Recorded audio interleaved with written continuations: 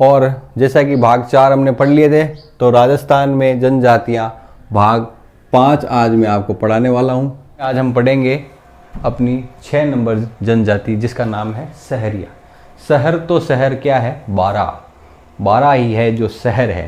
तो ध्यान रखना आप, सहरिया जो है वो कहाँ पे निवास करती है, 12 में भी अगर आपसे पूछ जाए ऑप्शन में, तो ये किशनगंज, मुख्यतः किशनगंज में है और साथ में शाहबाद में भी है। ये 2 ऐसे क्षेत्र है जहाँ पर सहरिया निवास करते हैं। सहरिया जनजाति 12 में, और 12 में भी 2 जगह क्षेत्र हैं, किशनगंज और शाहबाद। याद रखना आप ये लोग। इसके बाद में आपसे सवाल पूछा जा सकता है कि भारत सरकार ने किस जनजाति को आदिम का दर्जा दिया। आदिम यानी बहुत पुरानी जनजाति कौन सी है आपकी, सहरिया। क्या नहीं, अब बाबा आदम रो जमानो रो है गई, बस वही आदिम जनजाति है ये, बहुत ही पुरानी। इस सहरिया जनजाति में 3 प्रकार की क्या है, पंचायत चलती है। कितने प्रकार की है, 3 तरह की। छोटे मोटे केस निबेड़ने के लिए पंचताई यानी 5 गांव की समूह होते हैं एक साथ इकट्ठे, और 5 गांव की पंचायत बैठती है। देन उसके बाद में है एक दसिया, 10 और 1 11 यानी 11 गांवों की पंचायत। फिर इनकी सबसे बड़ी पंचायत होती है 84, यानी इसमें 84 गांवों का समूह जो मिलकर पंचायत बिठाता है। बहुत ही बड़ा कोई क्रिमिनल केसेज हो जाते हैं तो उनको निपटाने के लिए ये पंचायत बिठाई जाती है। गांव की पंचायत वाल्मीकि मंदिर सीताबाड़ी, ठीक है। ये 84 गांव की जो पंचायत होती है वो कहाँ पे लगती है, वाल्मीकि मंदिर, और ये कहाँ आया हुआ है, सीताबाड़ी, ठीक है। सीताबाड़ी जो जगह है वो आपके 12 में ही है। उसके बाद में देखिए, सहरिया जनजाति वाल्मीकि को अपना आदि पुरुष मानते हैं। ये कहते हैं कि हम लोग वाल्मीकि की संतान हैं। सहरिया में कभी भी युगल नृत्य नहीं होते। बाकी कई जनजातियों, जैसे आपने गरासिया पढ़ी थी, तो गरासिया में युगल नृत्य थे, ठीक है ना, गरबा, वालर, कूद, ये जिस तरह के थे, इसमें किसी भी प्रकार का युगल नृत्य नहीं होता है, ठीक है। इसके बाद में ये श्राद्ध नहीं मनाते, ठीक है जी, श्राद्ध नहीं मनाते हैं। तो आपसे पूछे कौन सी जनजाति श्राद्ध पक्ष नहीं मानती या नहीं मनाती, वो है आपके सहरिया। दहेज प्रथा नहीं है, चलो जी ये तो सबसे बढ़िया है। राजस्थान सरकार भी और भारत सरकार भी दहेज के खिलाफ है, तो ये किन का साथ देती है भाई, सहरिया जाति जो है वो दहेज प्रथा नहीं रखती। इनकी कुल देवी है, ध्यान रखना, झूठ बोलने पे कोड़े पड़ते हैं। क्या पड़ते हैं, कोड़े। तो आपको पता है सहरिया जाति की कुल देवी है कोड़िया माता, यानी सहरिया कभी भी झूठ बोलेगा तो उसे कोड़ा पड़ेगा, और कोड़ा कौन मारेगी, कोड़िया माता। याद रखना आप लोग। ये इसके अलावा ये एकमात्र ऐसी जनजाति है जो हमारे लोक देवताओं को भी पूजती है, जिसमें से 2 हैं, तेजा जी व भैरू जी। इन 2 की पूजा करते हैं ये। उसके बाद में लठमार होली खेलते हैं। लाठी ले बड़ी बड़ी लाठियों और लठमार होली खेल अगर है। उसके बाद में देखो, ये सबसे इंपॉर्टेंट चीज आती है इसमें, पंजाब में लोहड़ी मनाई जाती है मकर संक्रांति पे। तो यहां पर ये मकर संक्रांति पर क्या करते हैं, लेंगी, लकड़ी के डंडों से पीट पीट कर खेलते हैं, और इसे क्या कहते हैं, लेंगी नामक जो है खेल खेलते हैं ये।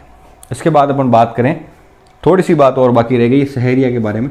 सहरिया वर्षा ऋतु में खुश होकर झूमते हैं, नाचते हैं, और आल्हा व लहंगी गीत गाते हैं। आला व लहंगी गीत। सहरिया जाति का मुखिया एक बार क्लास परीक्षा में पूछा हुआ है, काफी समय हो गया है, तो ये आपके लिए इंपॉर्टेंट है, कोतवाल। जो चीजें मैं इंपॉर्टेंट लिख रहा हूं वो इनकी इंपॉर्टेंट है, इसमें से सवाल उठते हैं। तो सहरिया जनजाति के मुखिया को क्या कहते हैं, कोतवाल। इसके बाद में इनके गांव को सहरोल, गांव का एक नाम दिया हुआ होता है सहरोल, यानी जहां पर सहरिया रह रहे हैं, सहरिया सहरोल, साथ में रहने की जगह। उसके बाद में ये पेड़ों पर घर बनाकर रहते हैं। पेड़ों पर घर बनाकर रहते हैं, जिन्हें कहते हैं गोपना, टोपा और कोरुआ। ये बहुत इंपॉर्टेंट है, ये सवाल आ जाता है कि गोपना किस जाति की, जनजाति के मकान को कहते हैं, ध्यान रखना। अंत में ये मृतक का अपन अंतिम संस्कार कहते हैं, ये कहते हैं धारी संस्कार। क्या करते हैं भैया, धारी संस्कार। इसी तरह से देखो जी, भील ये राजस्थान की सबसे प्राचीन जनजाति हुई है। सबसे पहले जो थे वो भील ही थे, जनजाति में भील ही थे। इस एसटी आते हैं, ये एसटी, ठीक है, इनको आरक्षण है एसटी का, ठीक है। उसके बाद में भील जाति जो है वो राजस्थान में द्वितीय स्थान पर है, यानी इससे ऊपर भी है। फर्स्ट जो आती है वो आती है मीणा, सेकंड नंबर है आपके भील, और तीसरे नंबर पे आते हैं गरासिया। ये तीन बहुत ज़्यादा जो है तादाद में जनजाति पाई गई है। भील राजस्थान की सबसे प्राचीन जनजाति है, और सेकंड क्या है इसका नंबर, यानी 2 नंबर पे ये आती है जनसंख्या के माध्यम से। उसके बाद देखिए भील जो है वो उदयपुर जिले में सर्वाधिक निवास करती है, यानी राजस्थान के किस जिले में सर्वाधिक है भील, वो है आपके उदयपुर जिले में। एक इससे पहले जनजाति का और मैंने बताया था, वो भी उदयपुर में ही सबसे ज्यादा थे, उसका आपको कमेंट में लिखना है कौन सी जनजाति है, मैं भी देखूं आप पढ़ रहे हो कि नहीं पढ़ रहे हो। आगे बात करते हैं। भील शब्द की उत्पत्ति हुई है बील से। बील का मतलब होता है तीर कमान। सर्वाधिक तीर कमान चलाते थे ये, पेड़ों पे छुप के वार करते थे और बड़ी से बड़ी सेना को ध्वस्त कर देते थे। महाराणा कुंभा भी इनके प्रहारों से बचने के लिए भोमड़ दुर्ग का निर्माण करवाया था, बीलों से बचने के लिए। तो बील और बील से बनता है तीर कमान, और इस बील को करते करते इनका नाम क्या गिर गया, भील। इनके घर को टापरा या कू कहते हैं। ये सवाल कितनी बार ही आ चुका है, टापरा किस जनजाति के घर को कहते हैं, कू किस जनजाति के घर को कहते हैं, तो ये आपके भील जनजाति के घर को। बहुत सारे सवाल उठे हैं आज तक। भील जनजाति के मोहल्ले को फला कहते हैं, गांव को पाल कहते हैं, और गांव के मुखिया को, याद रखना, गांव के मुखिया, भीलों के गांव के मुखिया को पालवी या तदवी कहते हैं। लेकिन पूरी भील जनजाति के मुखिया को गमेती कहते हैं। यह ध्यान रखना, आप लोग कंफ्यूज हो गए इसके अंदर। भीलों के गांव का जो मुखिया है वो पालवी, क्योंकि गांव को पाल कहते हैं, पाल पालवी, याद रखना। और भील पूरी जनजाति का मुखिया है वो कहलाता है गमेती। नेक्स्ट आगे चलते हैं। कुल देवता है टोटम। इनके कुल देवता का कौन है, टोटम। पेड़ पौधों को साक्षी मानकर विवाह कर लेते हैं। पेड़ पौधों के सामने खड़े होकर और उनको साक्षी मानकर विवाह कर लेते हैं, और इस विवाह को क्या कहते हैं, हाथी बेंडो विवाह। हाथी बेंडो विवाह ये कहते हैं इस जनजाति के विवाह को। पेड़ पौधों को साक्षी मानकर ये विवाह करते हैं। आगे चलते हैं। बाल विवाह नहीं होता है। देखो बहुत ही अच्छा इसके अंदर से एक, किस जनजाति में बाल विवाह नहीं होते, तो आपकी भील जनजाति में। आगे चलते हैं। विवाह के समय दुल्हा ससुराल में भराड़ी माता की तस्वीर बनाता है, और भराड़ी माता को ही भीलों की विवाह देवी कहते हैं। भैया ये सवाल भी आया हुआ है, भीलों के विवाह की देवी कौन, भराड़ी माता। उसके बाद में इनमें जो तलाक होता है उस तलाक को कहते हैं भाई छेड़ा फाड़ना।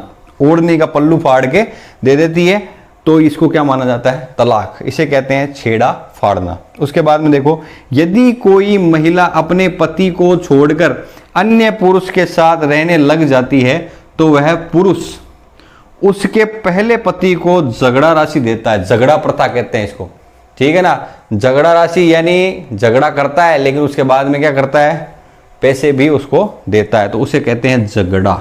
ये प्रथा है, झगड़ा प्रथा भीलों में प्रचलित है। उसके बाद में देखो, भील जनजाति में अगर कोई भील झूठ बोल रहा है तो उसके सच उगलवाने के लिए क्या किया जाता है, केसरिया नाथ जी की केसर का प्याला पिलाया जाता है, और उसके बाद में भील कभी भी झूठ नहीं बोलता है। एक मैंने बताया था आपको हाकम राजा का प्याला, मुझे इसका भी उत्तर चाहिए कमेंट बॉक्स में, ठीक है। हाकम राजा का प्याला किस जनजाति से संबंधित है। महुआ से बनी शराब पीते हैं। महुआ पेड़ का नाम है, उस पेड़ की पत्तियों को पीसकर ये शराब बनाई जाती है। बहुत ही स्ट्रॉन्ग शराब होती है ये। महुआ धीरे धीरे चढ़ता है, जैसे आप पी लेते हो उसके बाद तुरंत एक्शन नहीं करेगा, धीरे धीरे एक्शन करेगा, ठीक है। उस तरह की शराब पीते हैं। स्थानांतरण कृषि करते हैं भैया, ठीक है ना। खेतों को जलाकर और उस पर 2-3 साल के लिए खेती होती है, जिसे कहते हैं वालरा। इस वालरा को भी 2 नाम दिए गए हैं। जैसे पहाड़ी क्षेत्र में है तो उसे कहते हैं चिमाता, ठीक है। और जो समतल क्षेत्र है उसमें जो खेती की जाती है उसको कहते हैं दजिया, ठीक है। दजिया व चिमाता 2 तरह की इनकी क्या हो गई, स्थानांतरित खेती।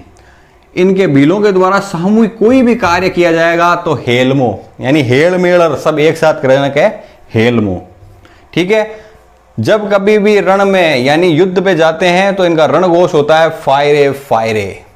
ठीक है, उसके बाद में इनके महत्वपूर्ण मेले, बेणेश्वर मेला, ठीक है, इनको आदिवासियों का कुंभ कहते हैं इस मेले को। इसके अंदर भील जो है वो अपने जीवन साथी का चयन करता है। बेणेश्वर मेला डूंगरपुर, ठीक है। उसके बाद में दूसरा एक इंपॉर्टेंट मेला है घोटिया अंबा मेला, ये है आपके बांसवाड़ा। इन मेलों के बारे में डिटेल से बताऊंगा जब मेले करेंगे।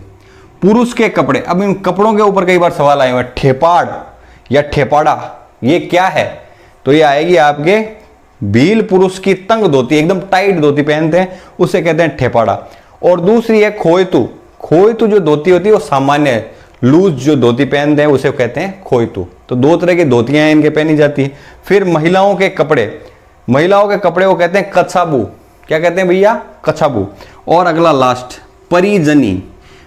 परी यानी पैर से रिलेटेड है, ध्यान रखना। परिजनी यानी पैरों में महिलाओं द्वारा पहनी जाने वाले मोटे कड़े, अगर मोटा मोटा चांदी का कड़ा पैर है मैंने क्या है परिजनी। इसी के साथ ही अपनी आज 7वीं जनजाति समाप्त होती है। जय हिंद, जय भारत।